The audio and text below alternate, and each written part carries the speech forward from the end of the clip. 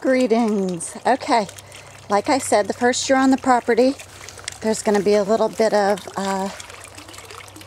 testing out different areas. The bell peppers are perennial, providing that the winters are mild enough. Down here, I overwintered these in the house, and then they got dumped out here, and now they've lost their leaves. They're in the ground. Hopefully, they will recover.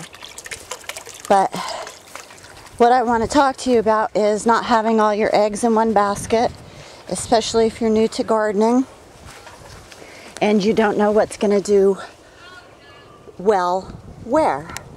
So here is a domestic blackberry for this area. There is some lettuce transplants. I just threw those in today since we're only going into the 60s and it's in a shady spot. And there will be plenty of herbs and other things that I know will do well here, but I'm running test sites. And so, which brings me to few of my subscribers are trying their first year at gardening and they're worried about soil conditions. And some of you are dealing with clay and less than desirable soil. Likewise here, it's my first year on the property and this is just not dark enough, rich enough for some of the heavier feeder plants like squash and watermelon. Your herbs will do well in poorer soils and so will your lettuce, but darker greens like spinach and kale and collards, it really needs to have some really rich soil. So this is the super soil that was potted from my last place.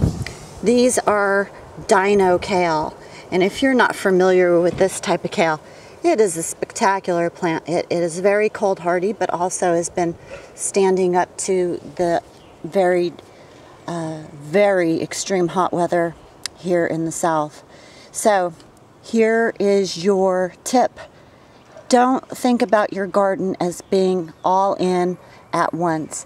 This is it's a process, and if you only have the funds for a very little amount of good topsoil and compost, a raised bed is going to take an awful lot of material to fill.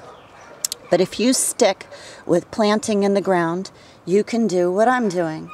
Depending on the root base of your particular plant, dig a hole and put in the good rich topsoil and plant in the center of it.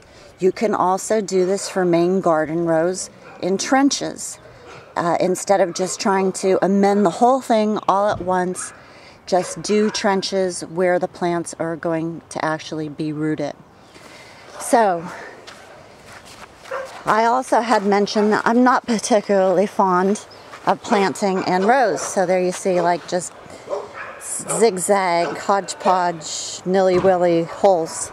I like it to look more natural and more like a landscape than an actual garden. And I said this is going to be a watermelon or squash bed, and most likely it's going to be the watermelon. I picked out a Klondike blue stripe.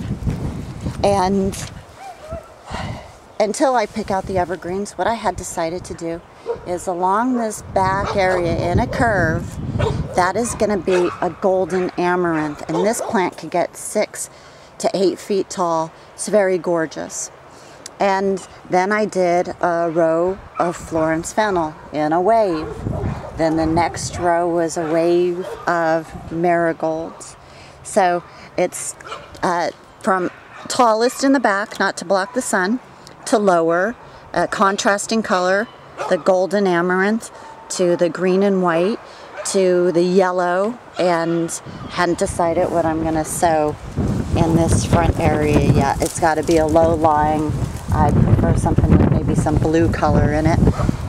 And this should be absolutely stunning, and it's early enough to get all of these varieties started.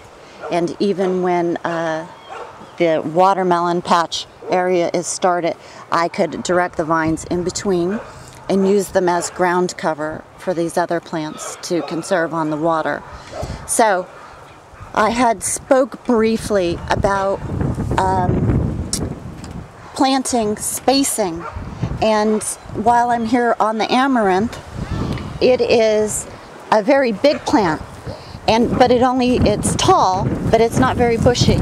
So a good 6 inches in between if you just want it for ornamental. But if you want to collect seed from it, it's recommended that these enormous plants are planted 3 inches apart. So pay attention to that spacing if you're really into getting a good seed stock. Now these are potato ditches. I had the trenches, I just dug them. I had some golden potatoes, organic potatoes that sprouted. They should have been in the ground weeks ago, but they were cubed and dried, and now that's a potato patch. And as the green sprouts, then some of the soil will get put on top, and some of the topsoil that's trucked in will also go on top. Now, a note on potatoes. It's recommended that you don't use a manure in your fertilizer. It makes the potato skins very scaly. But if you don't really care about what your potato skins look like, and it's already a premix, I wouldn't worry about it. All right, I'll get back with more real soon. Have a great day. Thanks for watching. Bye.